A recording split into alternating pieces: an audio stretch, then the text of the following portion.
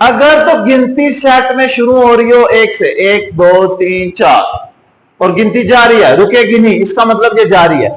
ये बताया था ना डॉट का मतलब। अच्छा, इसको नाम देते हैं n का और इसमें एक लाइन डालते हैं। इस सेट का अब एक स्पेसिफिक नाम है, उसको कहते हैं नेचुरल नंबर। कौन से नंबर? नेचुरल का मतलब कुदरती एदाद का सेट। कौन सा सेट है ये? नेचुरल नंबर्स का सेट। अगर गिनती 1 से शुरू हो, 1 2 3 4 5 आगे कैरी ऑन, ठीक है। अगर इसी गिनती के अंदर हम शामिल कर दें 0, क्या शामिल कर दें?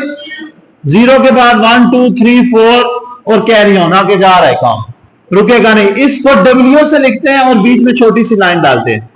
इसका मतलब है मुकम्मल अदाद का सेट। मुकम्मल, और इंग्लिश में क्या कहेंगे? Whole number. कौन सा नंबर? होल नंबर का सेट है ये। गिनती 1 से हो तो नेचुरल, गिनती 0 से शुरू हो तो होल नंबर। अब ये तो सारी गिनती जमा की थी, ये भी जमा की थी। अब अगर जमा की गिनती और माइनस की गिनती दोनों मिक्स हो जाए, 1 प्लस का, 2 का प्लस, 3 का प्लस और कैरी ऑन, इधर नेगेटिव, -1 -2 -3 और इधर भी कैरी ऑन। अब इस सेट को कहते हैं सेट ऑफ इंटीजर्स। क्या कहते हैं? और इसको Z से लिखते हैं और सेट ZU लिखना है आप। ये इस सेट को जाहिर करने की स्पेसिफिक नोटेशन है, खास अलामत है। N के अंदर लाइन, W के अंदर लाइन और ZU, ठीक है। तो इसको क्या कहते हैं? Set of integer. Set of integer यहां पे होगा उर्दू में सही अदाद का सेट। कौन सा? सही अदाद का। अच्छा, इसको यूं भी लिखते हैं, इसको यूं भी लिखते हैं, 0 प्लस का 1, नीचे माइनस डाल देते हैं, माइनस का 1, प्लस का 2 माइनस का 2, प्लस का 3 माइनस का 3 अप टू 100। ये ओपन फॉर्म लिखी हुई है, ये इसकी क्लोज फॉर्म लिखी हुई है। ये दोनों तरीके से जाहिर किया जाता है, ठीक है।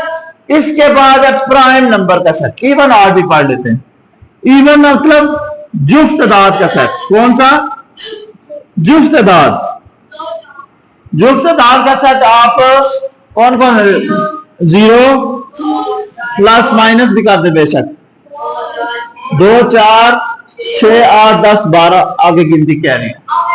और 8 का मतलब ताक अदाद का सेट, O से लिखते हैं उसको। Very good. 1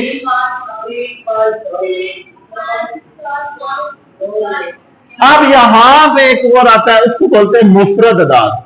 उसको प्राइम नंबर बोलते हैं और P से लिखते हैं। किससे लिखते हैं? P से। उसमें एक शामिल नहीं होगा, 2 से शुरू होगा। 2 3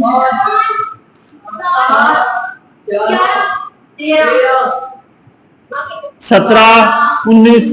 इसमें वो वाली सारी गिनती आती है जिसके ऊपर सिर्फ और सिर्फ इसका अपना टेबल जाता है, कोई और टेबल नहीं जाता। क्लियर हो गया? ये कुछ अलामतें आपने याद रखनी है और ये सेट कहां से शुरू होते हैं ये याद रखना है, ठीक है। क्लियर हो गया? अब उसके बाद कुछ नोटेशंस और हम पढ़ते हैं, फिर उसके बाद सेट को रिप्रेजेंट करते हैं। सेट को रिप्रेजेंट करने के कितने तरीके वो पढ़ते हैं। अच्छा, कुछ अलामतें जरा सुने, कुछ जरूरी अलामतें हैं ये आपको पता होनी चाहिए। सबसे पहले हम पढ़ने लगे हैं, एक अलामत ये है, एक ये है, उसके बाद एक ये वाली है और एक और भी इस्तेमाल होती है, वो हम आई थिंक लिख चुके हैं, ये belongs to, not belong. Set के अंदर कुछ ये अलामतें, इनके नाम सुने और इनको पढ़ा कैसे जाता है वो सुने। इसको पढ़ते हैं एंड। क्या पढ़ते हैं? एंड। क्या पढ़ते हैं बेटा? एंड का मतलब और, यहां पे होगा। इसको पढ़ते हैं और। आर का मतलब या।